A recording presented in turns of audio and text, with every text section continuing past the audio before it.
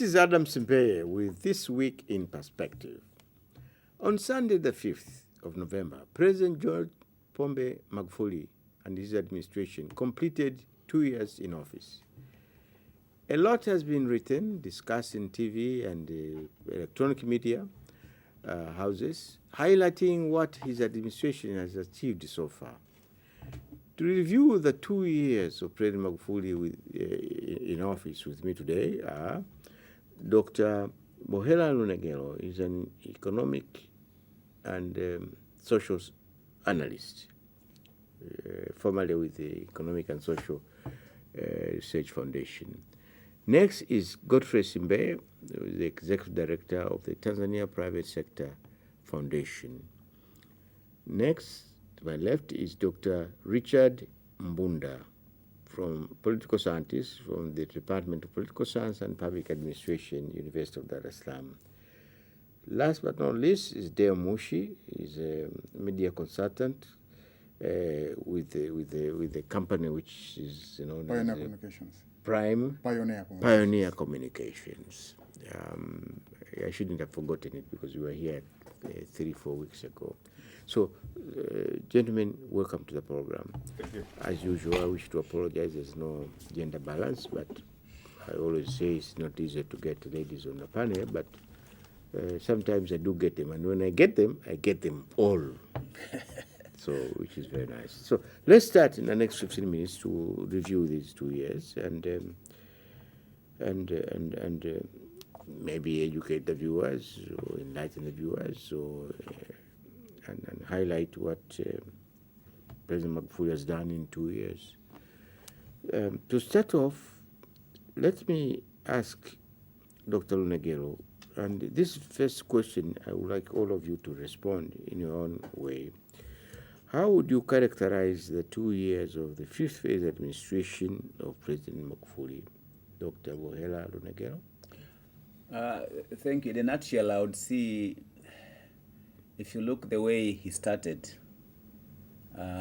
because normally if you look at the different phases when new presidents come, they come with a, what do you call it, a big bang that they are going to do this and that. And most people will say in Kiswahili, nguvu ya soda. So it will, that new thrust will last a maximum of 6 to 8 months. After that, things go back to normal. Yes. So I think, in a nutshell, I think we see he has sustained that nguvu ya soda is not nguvu ya soda. The tempo, as it were. He has sustained the same tempo, and every day there's something new is coming with in terms of reforming. Remember, when he came on a platform of trying to make change in different sectors, people wanted change for sure. They had wanted change maybe 15, 20 years earlier. And that's why 15 years earlier, there was a motto for nguvu mpya, kasi mpya. So, yes. And then when he came, he said, now I want Tanzania Magufuli. And I think he has lived to his words. You could see, for example, generally on a macroeconomic front, he has managed to sustain inflation rate at the average of 5%. You have GDP growth has the same, almost 7.1%. Basically, he has managed really to set the foundation for creating jobs, because one of the demand for the majority of people, and the youth in particular, was the lack of jobs. And from there, he has come with a big program for creating industries. It was part, of course, the second five-year program, yes. And he has tried to make sure that he's supervising that and industrialized Tanzania is realized. I don't want to go into the details, but I think because Godfrey will deal with that one.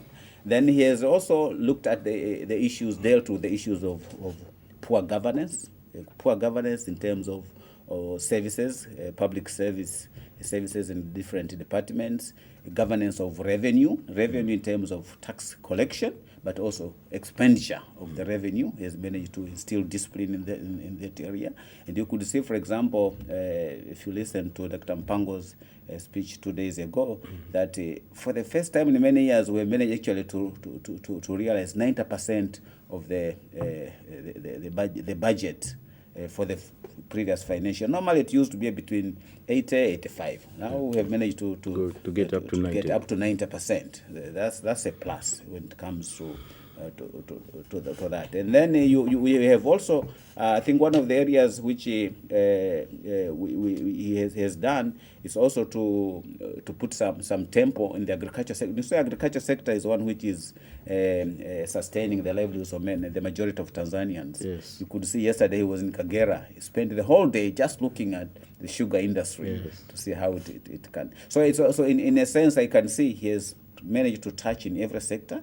In the education sector, there's the big changes also, big changes in terms of the way the sector is financed, the quality of education, trying to reforms that if the universities should give proper education, and then you have issues of the primary school, universal secondary education. Now we are moving, I think from next year, we are starting primary school, it will be basic education for Tanzania will be 12 years. That's up to Form 4.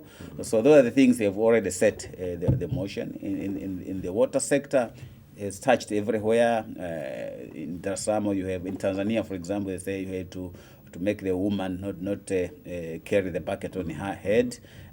So Dar es Salaam now, I think you have water in almost every part of Dar es Salaam, maybe in the other cities. But even in Arusha, Moshi, for example, they are leading in terms of water. Arusha is a model town, and Moshi, for example, and Iringa as well, when it comes to urban water supply. And of course, one of the areas which, again, he has tried to solve, and it will be a bit difficult, is the issue of sustaining the water catchment. Because that water, whether the water which goes to our hydro dams which generate hydroelectricity, and water which goes to our irrigated farms, the sources must be taken care of.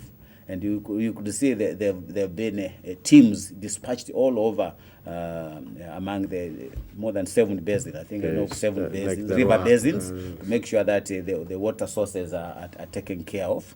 Of course, there are challenges. That's where some of the challenges that we'll have to face in terms of moderating or balancing between the livelihoods of those who are infringing on the principles of taking care of conservation of water catchment areas, because they want their personal livelihoods and the public interest in general. How to balance that, it might be difficult. And if you heard yesterday, I think when it was in Kagera, there was that directive that tried to balance between the individual livelihoods and the public interest. I think that will be a contentious area, but I think largely everybody realized that we have to take care of that. Right. If we fail to take care of our water catchments, respect the protection of water sources, rivers, etc., this country will be doomed. And I can see this government is serious about taking care of that aspect. All right. Sorry, I'll come back to my left, Dr. Mbunda. Oh, is that the way you would characterize this failed administration, like Dr. Pohela Lunagero? Well, a lot has been said by Dr. Lunagero, and I'm tempted to put him in a theoretical perspective. Of course, as an academic, looking at him as a transformational leader. You know, he might not fit, the tenets of, a transformative theory in leadership, but at least, Magufuli said, you see that he's trying to induce, transformation of the society. We are seeing this in many issue areas. Talking about the economy. We've seen him in tax collection. Maybe we'll hear from the other panelists. They'll be talking about that. But for me specifically, trying to ground myself in the field of political science, I would try to talk about the bold stance that he's taking against imperialism. You see, because he's spoken openly about it, and in this country, I would say since Nyerere, I think Mwalimu Nyerere was one of the leaders who could speak openly about imperialism and neo-colonialism, and telling, for example, the IMF, not like a ministry of an international ministry for finance, those words. And Magufuli has, said things of the kind to imperialists, like telling Tanzania that we are supposed to be a donor country, and that we are being a lot exploited. of our wealth is being siphoned abroad. Yeah. And he has even shown it, practically. The Makinikia saga is basically following, along the same line of thinking. But also, from an administrative point of view, the way he has tried, to align his administration, his deputies, his assistants, speaks a lot about the nature of leadership that he wants. Yes. A transformational leadership. Okay. I would give, of course, you will not give me a lot of time to speak about that, but I'd like to give at least one example. When the Makinikia saga came up, is when we all noticed that Professor Palamagamba Kabudi, for example, has been appointed to a very important office that actually dealt with this very important event. Yes. From the negotiations, forming the teams. You're seeing someone who's being appointed who is first of all a guru in the area, in the area of law, who is well connected, but also who is bold, who is not just, who cannot be shaken, you see. So it's like they might be looked at as small details, but they are very important in terms Yes. of seeing where, this leader is trying to take his administration to. Thank you very much. Thank you. Transformational. Okay. Godfrey Simbeye. I shouldn't be limited in saying that because I am also Simbeye. But would you also characterize the Fifth Phase administration led by President John Pombe Magufuli the same way the two speakers have done? I'll add something. Please, go ahead. I'll add something. Yeah, thank you very much, Mr. Simbeye. May I say his 2 years has been characterized by, first, surprises. Lots of surprises, but good surprises. Yes. Also, consistent messages on industrialization and poverty reduction. And the third one is no-nonsense approach to public service delivery. Those three. No-nonsense approach. Yes, no-nonsense approach on public service delivery. We've seen this in the 2 years. But because I'm coming from the private sector, I want to say something on very, very important issue that he has achieved, which directly relates to the private sector development in this country. First of all, let me say that Dr. Nogelo has seen the number of presidents that came in this economy, but there has never been a president that met the private sector in his first month in office. Not a single one. But he did. Yes, he was sworn in on the 5th of November 2015. Then on the 3rd December 2015, he met the private sector. And in fact, it is him who called the private sector to the State House. We were all surprised. Why? Why did he had to call us so soon, immediately after he was sworn in? The president had a message to tell the private sector. he had a message. He had a vision, how he wants to see the private sector in Tanzania, how he wants to deal with the private sector, and how he wants to see investments in this country. So that was like a motivating speech that he gave that day. He said he loves the private sector. He encouraged the private sector to invest in any sector as long as they follow the laws and they pay taxes. Follow the law, pay your taxes. That is the correlationship between his administration and the private sector. So he outlines some specific issues, and you could tell. I have never heard a president telling the public sector that if you frustrate any investor and you have been appointed according to under my jurisdiction, I'll fire you. I'll deal with you. I've never seen such a bold statement from the president, but he said it. And guess what? After that, everybody now is aligned, following that statement, and I'll tell you why. But let me say that since in the 2 years we have seen his excellent drive in building the infrastructure, especially hard infrastructure.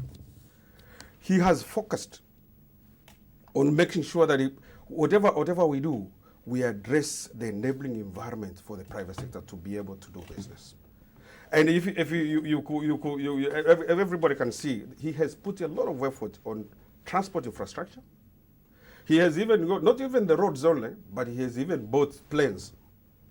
I mean, we have been here in this country since the collapse of EAC. We have not seen such a drive to come up with the new planes at such a short period. But also the standard gauge railway line, that was unthinkable that we could start it on our own. We've been talking about it, but this gentleman, when he came, he said, I'll do it. And that standard gauge railway line has started.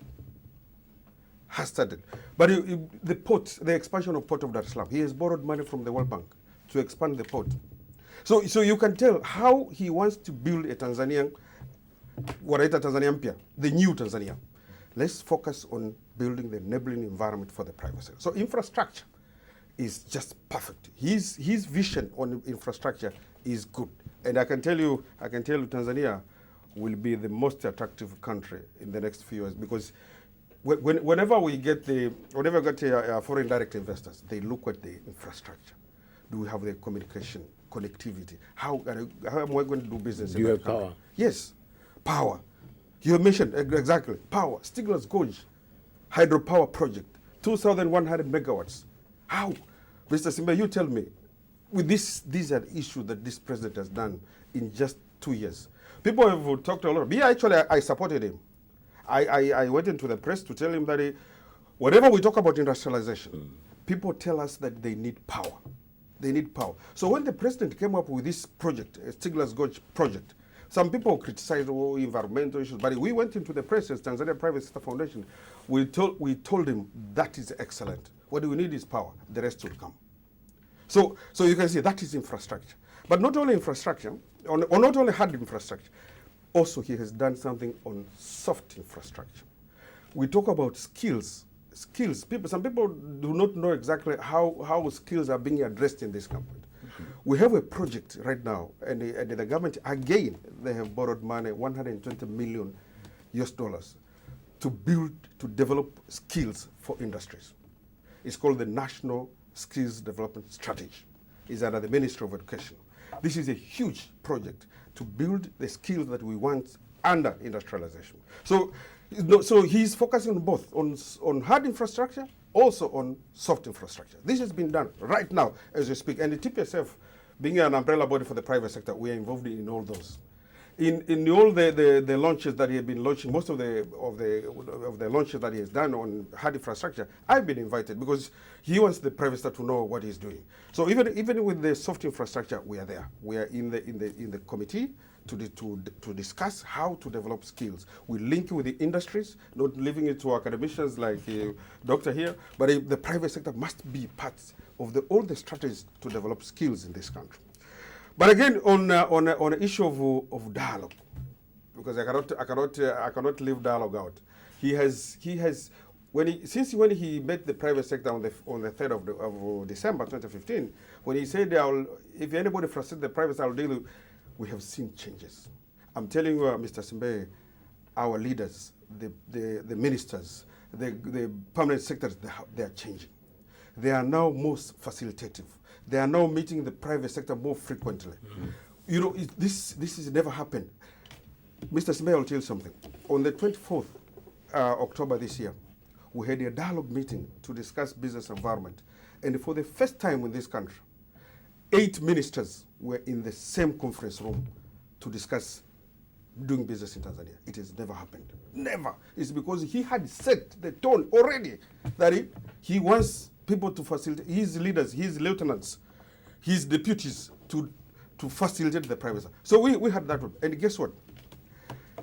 In his concluding remarks, the Minister for Finance and Planning, Dr. Philip Mpango, he said on the 19th January next year, 2018, we will have another dialogue, not involving 8 ministers, involving the entire cabinet. We'll meet in Dodoma to discuss business environment. Every minister must talk business environment in his sector. This is how, as you said, Doctor, transformational leader. This is how you tell your deputies to deal with the issues that facilitate the private sector and the majority of Tanzanians. So you can see that actually in that meeting, I will tell you something. I was sitting here with Bella Bed, the World Bank country director. She was sitting here and I was sitting here. And she told me something. Tanzania has reached a turning point. If these people can talk about business and environment, he said, Simbe, I'll tell you something. Tanzania has reached a turning point. And does the private sector believe that you have? Yes, we believe. Turning point? From what we heard them talking the other day, I believe that we have reached that way. But of course, himself as a president, when he met us here on the 3rd of December 2015, he also met, that was not an official meeting of the Tanzania National Business Council. It was not an official. It is him who called the private sector. He wanted to share his vision with the private sector, which was very good. But now we had the official public-private dialogue under the Tanzania National Business Council meeting on the 6th of May 2017, this year. So in that meeting, he allowed the private sector to talk anything they wanted to talk. We had an agenda. He said, put aside your agenda. I want every one of you in this room to speak something.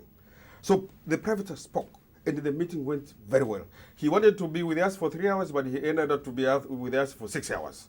So we left there. So in the end, he said, actually that meeting we are not made about 40 people from the private sector. He said the next meeting that will be held this year.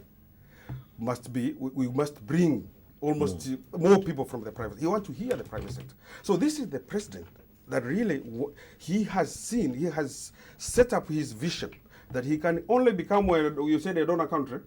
A donor country. If he embraces the private sector, because without the private sector investing, he has invested in the infrastructure as a government, but we need now investments from the private sector. So I think for the private sector, I said, but the most important thing now is the business environment. And I'll single out one thing in the business environment: corruption. He has fought corruption. He has shown his political will that he does not want corruption. The thing that the private sector have celebrated so much, because I can tell you corruption creates an inequality in the society.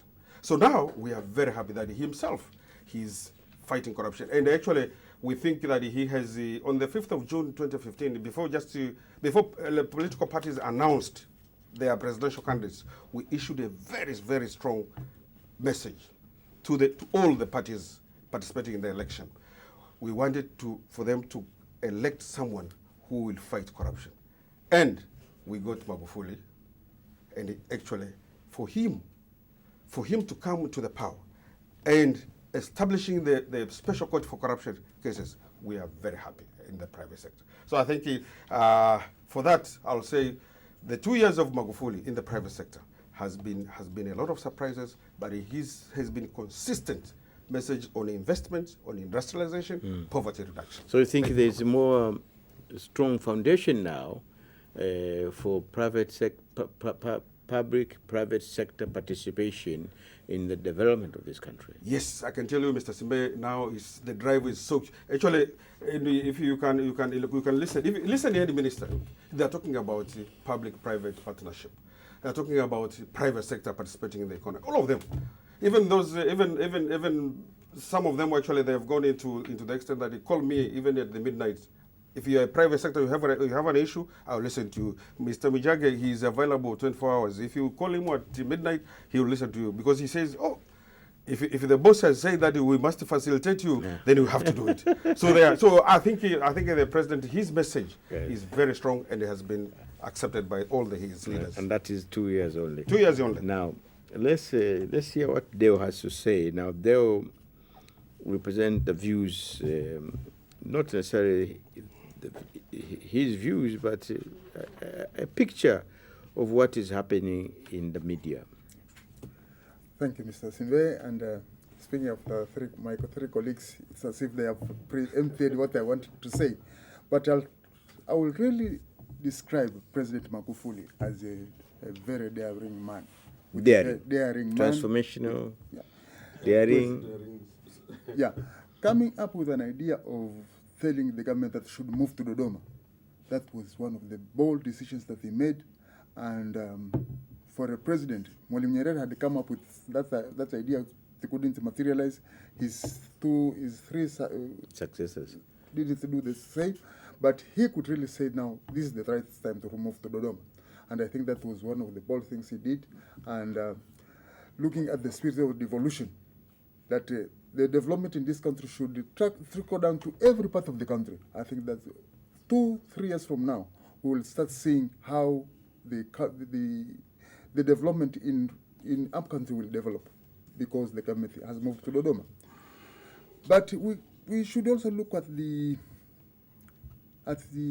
spirit of the president. I mean, deciding to just remain in the country for 2 years without traveling and concentrating his efforts mainly on how to improve the life of poor people is not a very simple thing. And President Magufuli has proved that he is working for the poor people. And let's look at what is happening in Dar es Salaam and how he has really devoted his time even to help the petty traders. And that's why I would like to sound a caution to what Mr. Simbe was saying there, that there are a lot of petty business going around in Dar es Salaam now. Are we really collecting enough tax? Because I suspect we may be having very unfaithful business people who don't even open their shops and give their merchandise to people to sell them along the streets. And in such a way they don't pay tax. I don't know how can we control that, but I think the private sector and the society as a whole should now come and see. Why do we have a lot of petty traders going around now? And most of the shops are closed. How are these people really paying tax? That's something we should really check. Because a lot of goods are being imported in this country, but you find young boys selling them, you are selling them everywhere. Now, it is the time I think we should also say... Because selling them everywhere in the streets, yes, they don't pay tax, I suppose. They don't. But where do they get these supplies? That is the question now. We should also do that, and we should investigate. Especially the media, that's the task of the media to do that. But in the media, we have really struggled to report what the president is doing. And a lot of things that we should also look now and ask the president to do is at least to be at least a little bit conversant of the media.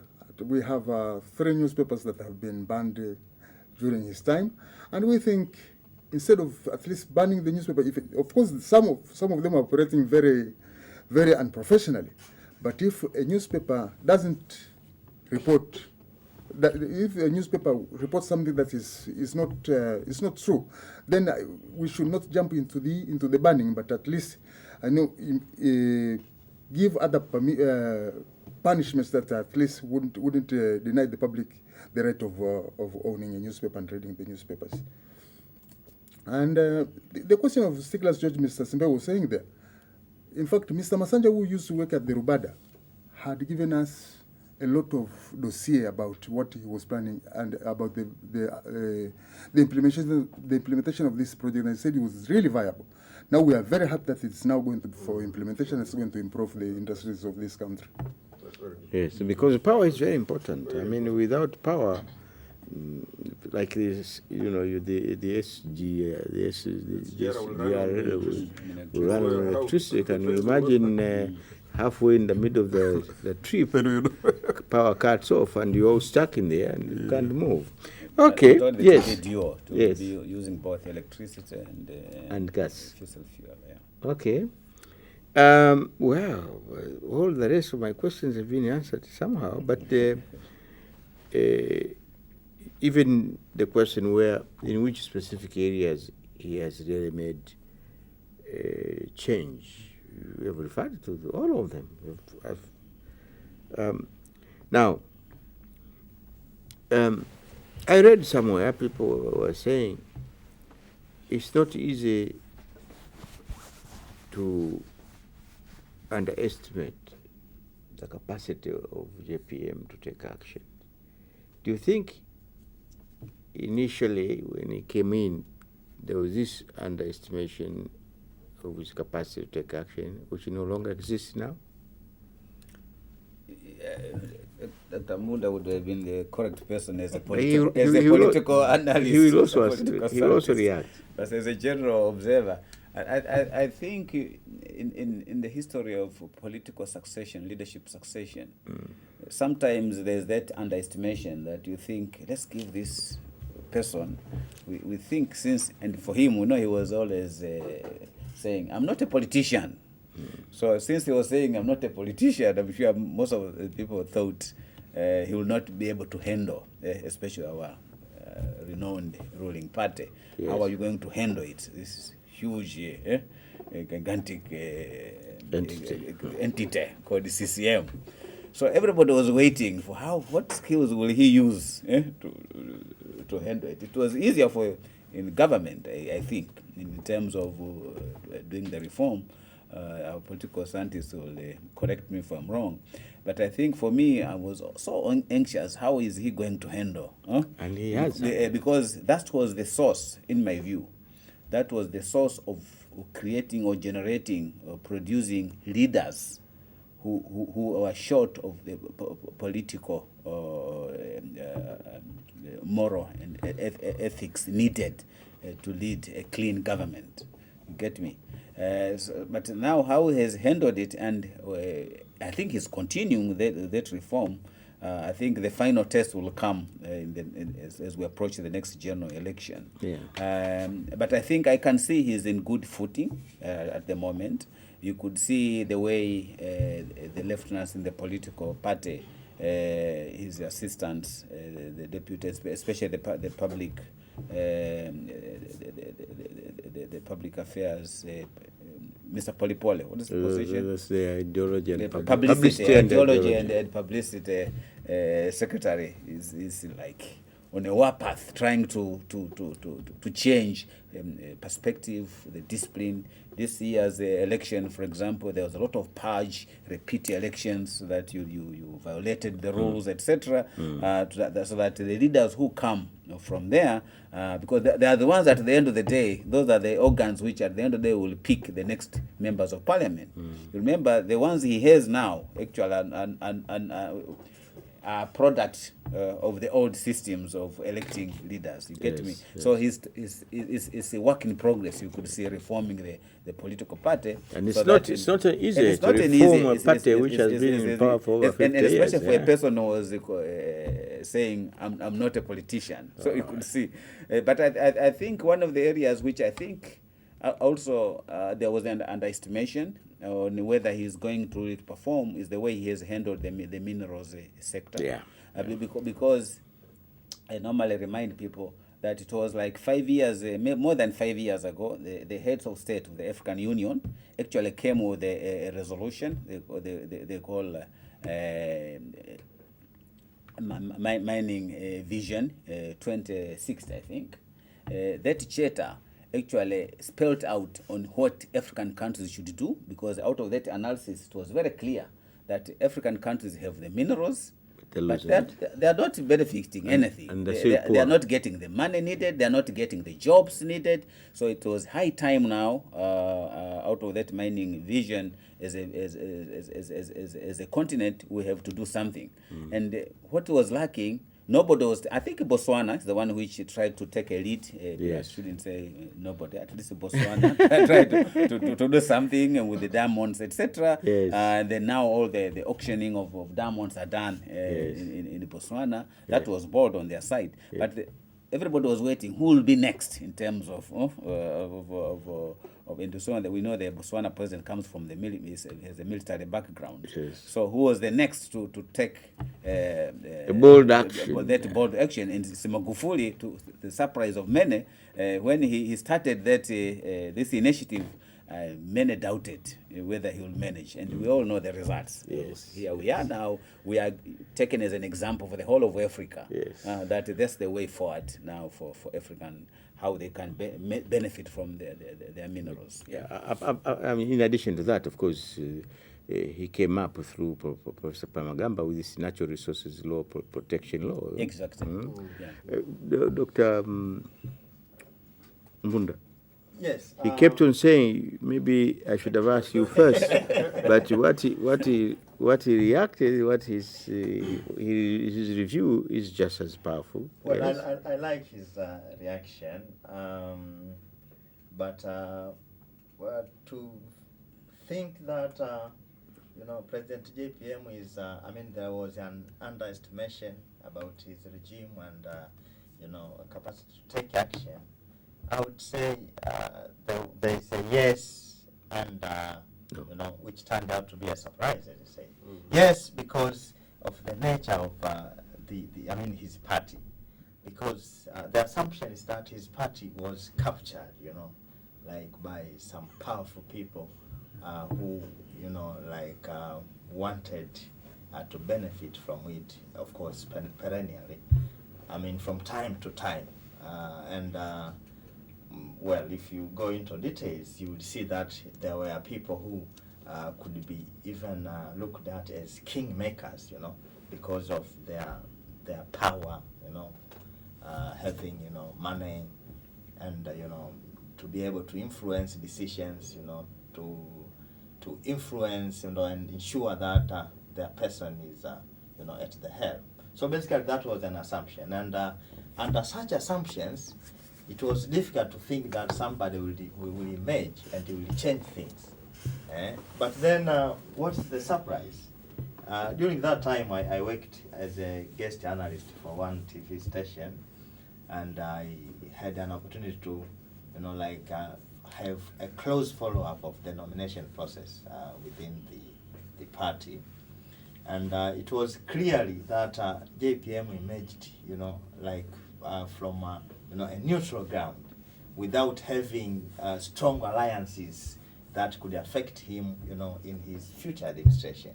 So that was basically the starting point. You see, then, even himself, of course, he said he was, God sent. He was brought to Tanzania by God, and therefore he looked at himself as a leader, a servant who should save the people only, without having other affiliation. Other affiliation that might hurt the country, and that has given him an opportunity to create a new cohort of leaders. All the appointments, of course, if you look at who is appointed at the cabinet level as ministers, or deputy ministers, but also other positions, we saw him freely appointing whoever I thought can do the job. That was because of the way he merged, and the way he was elected into power. And the surprises that of course Mr. Geoffrey has been talking about includes also his capacity to go sector by sector and try to do reforms. I think he started with the Minister for Finance. He started, was it BOT? Went to the BOT, asked very pertinent questions, but also reformed the TRA, reformed the port, and we know what happened at the port, and then he went to the public service, We've seen details about fake certificates, and Ghost workers. Ghost workers, And from there, when he thought that, now I have done something, and while, the processes of cleaning up the public sector were ongoing, then he moved on to another sector. He's maybe currently still in the sector of, minerals, and we don't know where else. I'm sure he has got a notebook somewhere. After he finishes the minerals thing, there's another page. A checklist. Well, so basically, I would say there are people who underestimated him, but I think up to this time, it's 2 years tenure, 2 years in the office, people would have, a different view of President Magufuli. Okay. Dale, yes. Did you want to come in, Godfrey? No, I'll come after him. Okay. Quickly. Yeah. I was thinking about the issue of some investments in the country that I think President Magufuli should now put a lot of more emphasis into them, like the LNG project in Lindi. After the discovery of gas in Mtwara and Lindi, we don't know at least how are the negotiations going on now between the government and the TPDC, and that is one of the areas that we could really get a lot of foreign exchange if at all it comes to the implementation. I don't know whether Mr. Sembe knows something about that, what's really happening on the oil and gas and the LNG project, and also the free economic zone in Bagamoyo. They were planning, when President Kikwete left the office, they were planning to, the Oman company and the Chinese were planning to open about 720 industries in that area. And the investors made us believe, and the media really reported about it, that it was really going to improve the economy of this country. Now, 2 years now, we don't know what's really happening. You must have missed it. Actually, they signed off that process. Is the Bagamoyo project. They even came, they visited 2 weeks ago. I think it was in the media. And you must have missed that one. Yeah. It is going on. Yes, right going now. on, yeah. So. And now with the seriousness in fighting corruption, I think there is a need now of even, I would really like to see everything trickling down into the regions. President is very strong about this, but we'd like now to see people reacting from the regions. We would like also to see the strategic plan for the implementation of the industrialization process. So we may be talking about industries, but where is our strategy? What do we like to achieve? The president has a vision, but how are we going to develop the vision? I think we need a strategy. Let it be a national strategy as well as also a regional strategy. This particular region wants to establish, let's say, 10 to 20 small industries. What is their strategy? What the span time of doing all these things? How long is the total plan going to take? Now we really need without a strategic plan for the industries, I don't think we'll approach much. We will achieve much. We think we need to know how many industry do we need in Coast Region? What is the capacity? How many people can be employed in those industries? Things like this. At least I think with a strategic plan, the industrialization process in this country is really going to improve very well. Go. I'm sure you react to this. Yeah.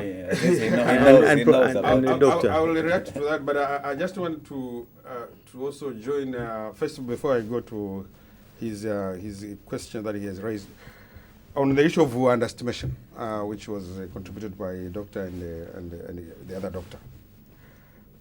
To be honest, for us, we thought, most of Tanzanians thought that maybe he doesn't have the capacity. But if you look at his history, this president, he was a minister for works for I think for about 20 years. Was it 20 years or 15 years? 15 years, I think so. He is a doer. He is a person that delivers. During former President Kikwete's time, there were so many roads that were built actually, and he's the man who delivered those roads. So the issue that he can't deliver at the national level, was just people speculation. But he can deliver at that level. And I want to tell you, Mr. Simbe, there is something that when he met the private sector on the 3rd of December 2015, there is something that he said. He told he asked the private sector. We were about 300 plus in that room. He asked the private sector, if there is anyone of you who gave me money for my campaign, I want him to raise his hand here. Who gave me money for my campaign to become a president? Who? I want you to raise your hand here. I want to see you. And I tell you, nobody rose his hand. Nobody. You know what he said? This is what I mean, Habakkuk. I didn't want to come here and start to you. It's like you say, okay, Mr. President, I gave you something. He said, that was the sign of a serious man who wants to do something for this country. And this is why his capacity cannot be compromised. Cannot be compromised. He knows what he wants to do, and he started from the very beginning to set out his standards. And I can tell you the private sector, they see him, we meet him, of course we know what he wants from the private. So I think he has the capacity, and doctor, it is a continuous. I think it will be like this in the next 5 years. But now coming to Mr. Mush, you talked about the LNG, the Bagamoyo Port, and the special economic zone. I think those issues have been resolved. And the good thing about our president, he has decided that the Bagamoyo Port will be built by the private sector. The government is not going to borrow money to build the special economic zone plus the port itself. And in that process, I can tell you, we have saved a lot of money. Now the private sector is going to do it, and I think they have the money to do it. So, but local or international? That's a very good question. Actually, the major investors are international. The Chinese merchant group and the Oman company. These are the major investors. But of course, we have met them, and we will continue to meet them to make sure that the local private sector participates in the construction of the port and in the construction of the special economic zone. And they are willing to partner with the private sector. They will use contractors, local contractors. They will use local cement and all this. So the economy would be good if they are going to pump in about $5.6 billion to build the port and the special economic zones. That money, the majority of that money will remain in the country. So I think we will participate. But on LNG, there is a process. It's taking some time, but I think those are huge investments, $30 billion plus US dollars to build the LNG plant. It takes some time, but I believe the government is on top of it, and we need it. Where can we sell our gas? We must construct the LNG so that we can sell our gas. But on the issue of strategy or industrialization strategy, let me assure you, there is a strategy. First of all, there was a strategy even before this agenda. We had a strategy. We call it a mini Tiger Plan. Mini Tiger Plan. 2020. 2020. We had also the Integrated Industrial Development Strategy (IIDS). I think it was 2025. 2025. Yeah. So even now with the push the agenda in the 5-year development plan, we have a strategy. That a strategy has been developed. So there is a strategy, and if you given time, I can share with you. Yeah. But maybe the communication. I think we in the media really need it so that. Well, yeah, there is a strategy, and even the concept of one product, Doctor, is it one product, one district, region, one product, yeah, one district, one. It's part of that strategy. So I think we do have a strategy, and right now every region is coming up with a profile of what can be invested in, what type of industries per region. So that is being done right now. So I think there are strategies everywhere. Maybe communication is a problem, but we do have. At the moment, ESRF, Economic and Social Research Foundation, is already working with about 5 regions trying to develop that detailed strategy on how to industrialize. And the focus, they are trying to focus also looking at the second 5-year plan, which actually gave some guidelines, and our parliament had approved it, that we focus mostly on agro-processing, mostly because that's the easiest starting point. Looking at cotton to textile, leather to leather goods for the northern and central regions, horticultural processing, and the others, depending on the regional, the endowments, natural endowments of each of the regions. So they are developing that. Yeah. So linking it with the agricultural sector? Exactly. And yes, and it has to go hand in hand, because one of the challenges, for example, even the existing textile mills which we have running, I don't get enough cotton because of the low productivity from the cotton sector. So it means that there should be programs to enhance productivity and the scale of production based on that one. So they are going how about reviving the old defunct industries? Last time we referred to for example, the Mbeya textile mill, or the Tanganyika Packers, which when I was a young man here, I survived by the Tanganyika Packers meat. Now, are these going to be? Yeah. So that's part of that plan. I think in Mwanza, for example, I was there in Mwanza. The regional commissioner there is looking at how to revive the tanneries. There was a huge ones. There was a tannery in Mwanza. There was another one in Morogoro, 2 big ones. And of course the textile, but I think, as I was saying, one of the parallel things which must go hand in hand is enhancing production. And in the lake regions, for example, they have actually managed to increase production of cotton for the past 2 years. I think if you've been following the media. Yeah. Well, my dear panelists, time seems to be against us now, but very quickly, before I wind up, or we wind up, I'll start this way and then we conclude. There must be challenges. So, in your view, or what do you think or consider will still be challenges facing the fifth phase administration in implementing its set agenda and the direction of its development of this country? Quickly, one or two. I think they need to tackle corruption. I mean, it's a problem that we have been experiencing, and I think we need strategies, we need plans to really get rid of corruption among our civil servants. Thank you. Well, if you give me a few more seconds, I would say a little bit more about his stance about political activities in the country. I think President JPM is a renowned implementer of the law, especially when he was Minister for Infrastructure. And, even when he got into the big office, people thought maybe on his first day he will order demolition of the TANESCO building. But, there are also rules that allow, like the political activities, including holding rallies by political parties and so on and so forth. Why isn't he implementing them? Right. So you think that is a challenge? Yeah, it is a challenge, and I think it is. First of all, it is uncalled for. It's giving him bad labels.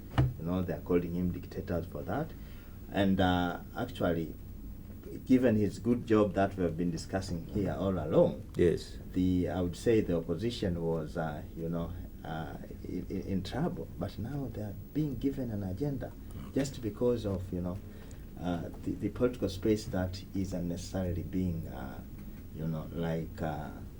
squeezed. All right, good.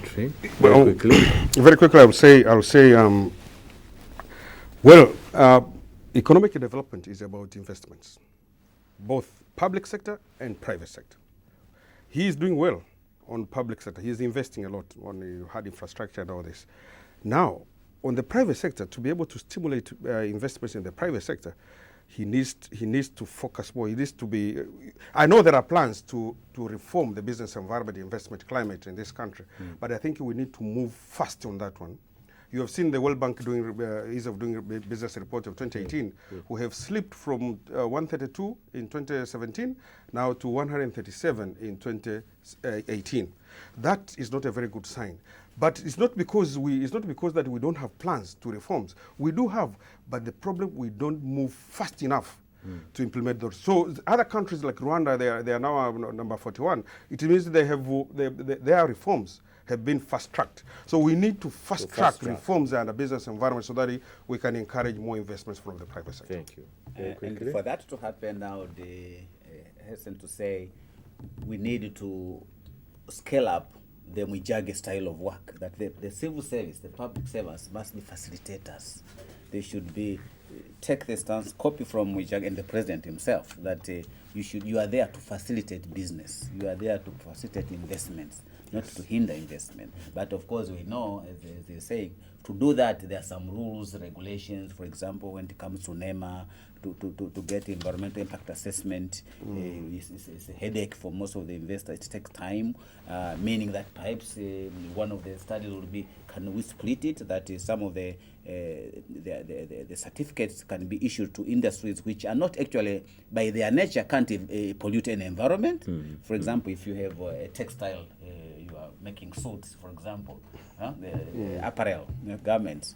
Most of the byproducts actually are turned into something else. There's no product to be thrown out. But actually, at the moment, you require the same rigor for getting the environmental impact assessment certificate, like the one in making beer, which there will be some water running, being polluted into drainage system. So I think maybe that's that. Since you said it's the one, let me end up with that one. Yeah. Thank you very much. But that was not one, or more than one.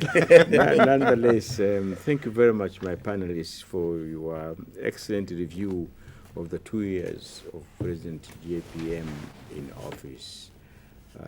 As you rightly said, he has done tremendous work, and in 2 years he has been able to do that.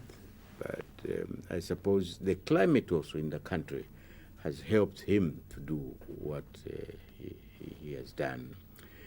Viewers, you heard the views of my 4 panelists here. These are the views of these 4 panelists, and they are not my views. I don't think they are even the views of Radio TBC, but equally important for the viewers. Now, President John Pombe Magufuli has completed 2 exciting years in office.